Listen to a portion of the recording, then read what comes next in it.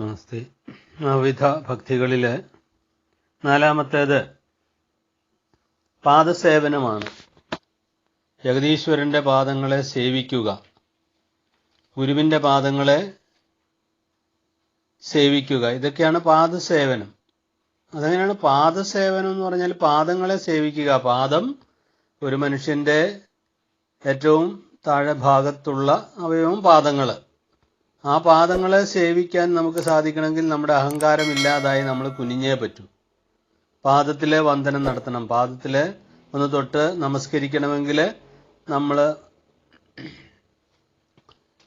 കുനിഞ്ഞ് മാത്രമേ ആ പ്രവൃത്തി ചെയ്യാൻ സാധിക്കുകയുള്ളൂ. അതുകൊണ്ട് പാദസേവ ചെയ്യുമ്പോൾ അത് ചെയ്യുന്നയാളുടെ ഉള്ളിലെ ഞാനെന്നുള്ള ആ ഭാവം കുറഞ്ഞു വന്ന് എല്ലാം അവിടുന്ന് എന്നുള്ള ഭാവത്തിൽ എത്തിച്ചേരണം. അതാണ് പാദസേവനം. പാദങ്ങളെ സേവിക്കുക, പാദങ്ങളെ സമാശ്രയിക്കുക.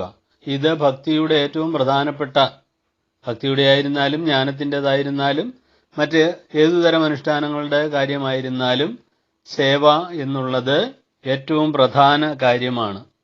അധ്യാത്മവിദ്യ പഠിപ്പിച്ചു തരാൻ വേണ്ടി ഗുരുക്കന്മാരെ സേവിക്കേണ്ട ഒരു രീതി പറയുമ്പോഴും തദ്വിധി പ്രണിപാതേന പരിപ്രശ്നേന സേവയ ഉപദേശ്യന്തി തേ ജ്ഞാനം ജ്ഞാനിന തത്വദർശിനഃ എന്ന ആപ്തവാക്യം നമുക്ക് അനുകരണീയമാണ്. തത്വദർശികളായിട്ടുള്ള ഗുരുക്കന്മാര് നമുക്ക് ആത്മരഹസ്യം വെളിപ്പെടുത്തി തരും. അങ്ങനെ വെളിപ്പെടുത്തി തരണമെങ്കിൽ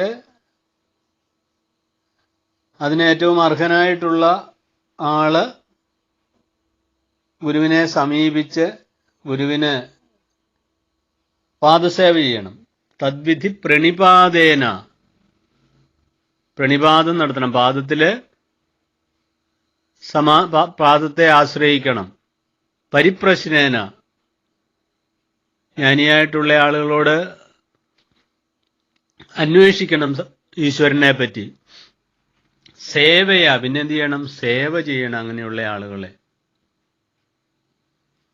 അങ്ങനെ അവര് സംപ്രീതരായി കഴിഞ്ഞാല് തേ ജ്ഞാനം ഉപദേശിന്തി, അവര് ജ്ഞാനം ഉപദേശിച്ചു തരും. അവരാരാണ്? തത്വദർശികളാണ്, തത്വത്തെ അറിഞ്ഞവര്. തത്വം യത് ജ്ഞാനം അദ്വയം, ഏകനായ ഈശ്വരനെ അറിഞ്ഞവരാണ് തത്വദർശികള്. തത്വം എന്ന് പറഞ്ഞാൽ തത്വം ഏകമായ ഈശ്വരനെ അറിയുക, അല്ലെ ഏകനായ ഈശ്വരനാണ് ഈ ലോകത്തിന്റെ നിയന്താവെന്നുള്ള സത്യം മനസ്സിലാക്കിയവരാണ് തത്വം കണ്ടവര്, തത്വദർശികള്.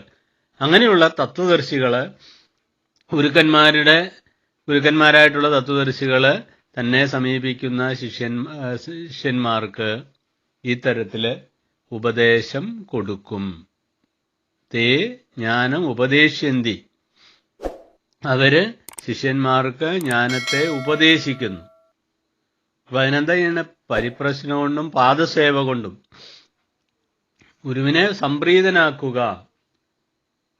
പാദസേവ ചെയ്യുന്നത് ഏറ്റവും എളുപ്പം ഈശ്വരപ്രീതി കിട്ടുവാൻ, ഗുരുവിന്റെ പ്രീതി കിട്ടുവാൻ ഉള്ള ഒരു വഴിയാണ്.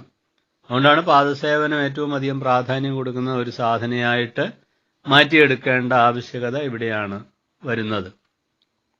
അപ്പൊ ഈ പാദസേവ ചെയ്യാൻ വേണ്ടി സമീപിക്കുന്ന ജിജ്ഞാസു ഗുരുവിനെ വേണ്ടതുപോലെ പ്രീതിപ്പെടുത്തിയിട്ട്, ഏതൊക്കെ തരത്തിലാണ് പ്രീതിപ്പെടുത്താൻ സാധിക്കുന്നത് ആ തരത്തിലെ പ്രീതിപ്പെടുത്തി കഴിഞ്ഞാൽ ഗുരുക്കന്മാര് അങ്ങനെയുള്ള ആളുകൾക്ക് ജ്ഞാനം ഉപദേശിച്ചു കൊടുക്കും. അപ്പൊ പാദത്തെ സേവിക്കാനായിട്ട് ഒരുവൻ മനസ്സു കാണിക്കണം.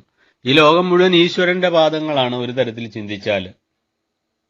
സഹസ്രശീർഷ പുരുഷ സഹസ്രാക്ഷ സഹസ്രപാദ സഭൂമിം വിശ്വതോ വൃത്യ അത്യുദിഷ്ട ദശാങ്കുലം എന്നൊക്കെ ഈശ്വരനെ പുകഴ്ത്താറുണ്ട്. ഈശ്വരൻ എല്ലായിടത്തും പാദങ്ങളുള്ളയാളാണ്. എല്ലായിടത്തും കൈകളുണ്ട്, കാലുകളുണ്ട്, കണ്ണുകളുണ്ട് എന്ന് പറഞ്ഞ അതിന്റെ അർത്ഥം എല്ലാ കാലുകളിൽ കൂടിയും എല്ലാ കൈകളിൽ കൂടിയും സകല കണ്ണുകളിൽ കൂടിയും പ്രകാശിക്കുന്നത്, പ്രവർത്തിക്കുന്നത് ജഗദീശ്വര ചൈതന്യമാണ് എന്ന് പഠിപ്പിച്ചു തരികയാണ്. ഈ പുരുഷൻ, ഈ ഈശ്വരൻ സഹസ്രശീർഷനാണ്, ആയിരം കണ്ണുകളുള്ളവൻ. സഹസ്ര അക്ഷി, സഹസ്രപാദ്, സഹസ്രങ്ങളായിട്ടുള്ള പാദങ്ങളൊക്കെ ഉള്ള ജീവികൾ നടക്കുന്നു, ചലിക്കുന്നുവെങ്കിൽ ആ ജീവിയുടെ ഉള്ളില് ജീവരൂപേണ ഇരിക്കുന്നത് ഈശ്വരതത്വമാണ് എന്ന് തിരിച്ചറിയുമ്പോൾ ആ പാദങ്ങളിൽ കൂടി പ്രവർത്തിക്കുന്നത് ഈശ്വരനാണെന്ന് അറിയുന്നു. കണ്ണുകളിൽ കൂടി, ഏത് കണ്ണുകളിൽ കൂടി പ്രകാശം വന്നാലും അത് ഈശ്വരന്റെ പ്രകാശമാണ്. എവിടെ നിന്ന് നമ്മളൊരു വാക്ക് കേട്ടാലും ആ വാക്ക് പുറപ്പെടുന്ന ജിഹ്വ ഈശ്വരന്റേതാണ് എന്ന് തിരിച്ചറിയണം. അപ്പൊ യാതൊന്ന് കാൺമതത് നാരായണ പ്രതിമ, യാതൊന്ന് കേൾപ്പതതു നാരായണ ശ്രുതികൾ, യാതൊന്ന് ചെയ്വതത് നാരായണാർച്ചനകൾ, യാതൊന്നതൊക്കെ ഹരി നാരായണായ നമ. എന്തെന്തൊക്കെ ചെയ്താലും അത് ഈശ്വര പൂജയാണ്. എന്ത് കേട്ടാലും ഈശ്വരവചനങ്ങൾ തന്നെ. യാതൊരു കർമ്മം ചെയ്യുന്നുണ്ടോ അതെല്ലാം ഈശ്വരന് വേണ്ടി ചെയ്യുന്ന കർമ്മങ്ങളാക്കി മാറ്റിയെടുക്കുവാൻ ഒരുവന്റെ മാനസികമായിട്ടുള്ള തലം അവനെ പ്രാപ്തനാക്കും. എല്ലാ കണ്ണുകളിൽ കൂടിയും കാലുകളിൽ കൂടിയും എല്ലാ ദേഹങ്ങളിൽ കൂടിയും പ്രവർത്തിപ്പിക്കുന്നത് ജഗതീശ്വരനാണെന്നറിയുന്നു. ആ ജഗതീശ്വരൻ തന്റെ ഗുരുനാഥ രൂപേണ ഇരിക്കുന്നു എന്നും മനസ്സിലാക്കുന്നവൻ കുറച്ചുകൂടെ പുണ്യം ചെയ്തവനാണ്. അപ്പൊ ആ പാദസേവ മറ്റൊരു തലത്തിലേക്ക് എത്തും. നമ്മളുടെയൊക്കെ മുമ്പില് പ്രകാശമായിട്ട് ശ്രീനാരായണ ഭഗവത്പാദർ അങ്ങനെ പ്രകാശിച്ചു നിൽക്കുകയാണ്. ആ ഗുരുവിന് പാദസേവ ചെയ്യാൻ നമുക്ക് സാധിക്കും. അത് വിവിധങ്ങളായ തരത്തിൽ പാദസേവ ചെയ്യാം. ഒന്ന്, നമ്മൾ കഴിഞ്ഞ ദിവസം പറഞ്ഞതുപോലെ അർച്ചന ചെയ്യാം. 108 മന്ത്രങ്ങൾ ചൊല്ലിയുള്ള അർച്ചനയാവാം. അല്ലെങ്കിൽ ഗുരുവിന്റെ വാക്കുകളെ അനുസന്ധാനം ചെയ്യുന്നത് വേറൊരു പാദസേവയാണ്. ഗുരുവിന്റെ പാദങ്ങൾ എന്ന് പറഞ്ഞാൽ ഗുരുവിന്റെ വാക്കുകള്, ഗുരുവിന്റെ പാദപത്മങ്ങള്. ഗുരുവായിട്ട് നിൽക്കുന്നത് ഗുരുതത്വങ്ങളാണ്. ഗുരുതത്വങ്ങളിൽ നിന്ന് വ്യത്യസ്തനായ ഒരു ഗുരുവില്ല. അതുകൊണ്ട് ഗുരുവായിട്ട് പ്രകാശിക്കുന്നത് ഗുരുതത്വമായതുകൊണ്ട് ആ ഗുരുവിനെ ഏതൊക്കെ തരത്തിൽ വേണമെങ്കിലും പാദസേവ ചെയ്യാം. എല്ലാം ഗുരുവായിട്ട് കണ്ടുകൊണ്ട് നമ്മൾ വഴിയെ കൂടെ നടന്നു പോകുമ്പോൾ ഒരു കല്ല് കിടക്കുന്നു. ഈ കല്ല് കിടന്ന് ആ കല്ലവിടെ കിടന്നാൽ വേണമെങ്കിൽ ഒരു ഇരുചക്രവാഹനക്കാരനോ അല്ലെ ഒരു യാത്രക്കാരനോ അതിൽ തട്ടി വീണ് അവന് അപകടമുണ്ടാവാം.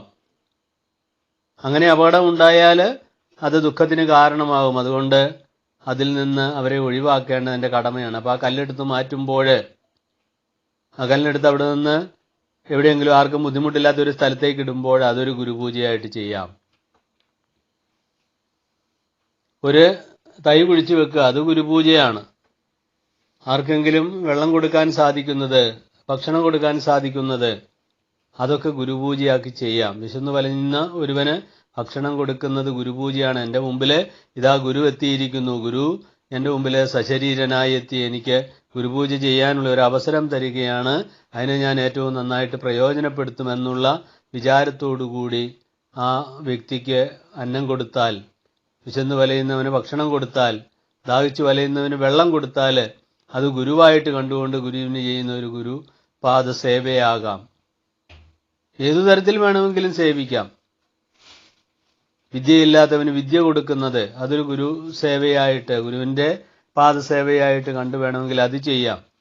വസ്ത്രദാനം നടത്തുക, അന്നദാനം നടത്തുക, ഇങ്ങനെ എന്തെന്തൊക്കെ തരത്തില് ഒരുവന് ഗുരുവിന് പാദസേവ ചെയ്യാം.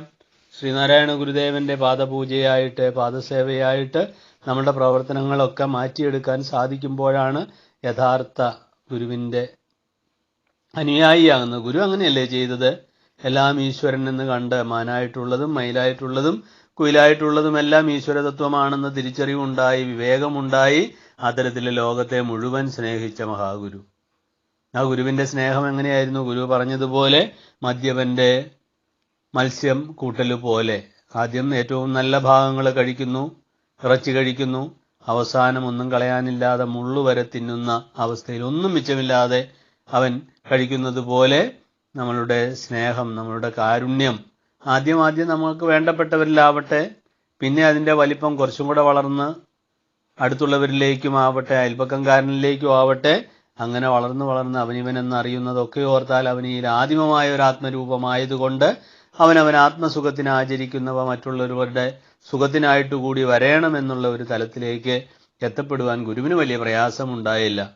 നമുക്കും അതേപോലെ ചെന്നുചേരാൻ സാധിക്കുമ്പോഴാണ് ഗുരുവിന്റെ പദചാരിയാവുന്നത്, ഗുരുപാദങ്ങളെ സേവിക്കുന്നവനാവുന്നത്. അത്തരത്തിലുള്ള ഗുരുപാദ സേവ ചെയ്യാനുള്ള 100 അവസരങ്ങൾ മുമ്പിലുണ്ട്. അതൊക്കെ വേണ്ടതുപോലെ കണ്ട് നമ്മളുടെ മനോനൈർമല്യത്തിനുള്ള ഉപാധിയാക്കി മനസ്സിന്റെ സ്വച്ഛതയ്ക്കുള്ള ഒരു നിമിത്തമാക്കി അതിനെ കണ്ട് അത് ഒരു ഗുരുകാരുണ്യമാണെന്ന് വിചാരിച്ച് അത്തരത്തിലെ ഗുരുപാദ സേവ ചെയ്യാൻ നമുക്ക് ഏവർക്കും കഴിയട്ടെ. അതിനുള്ള കാരുണ്യം ഗുരു തരട്ടെ എന്ന് പ്രാർത്ഥിക്കുന്നു. നന്ദി.